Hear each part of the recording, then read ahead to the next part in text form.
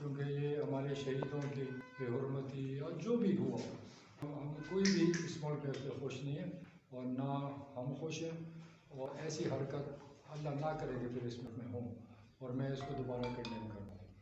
मैंने काफ़ी सोच विचार के बाद फैसला किया है कि चूँकि सियासी माहौल इस मुल्क पे इस वक्त बहुत ख़राब है और इस माहौल में मेरे लिए चलना बड़ा मुश्किल है, तो मैंने अपने दोस्तों से राय ली और मैंने फैसला किया है कि इस वक्त मैं पार्टी का अहदा छोड़ता हूँ सदारत, और बाकी दोस्तों और पार्टी वर्कर से सलाह मशवरा करके आइंदा का लाइव तय करूँगा।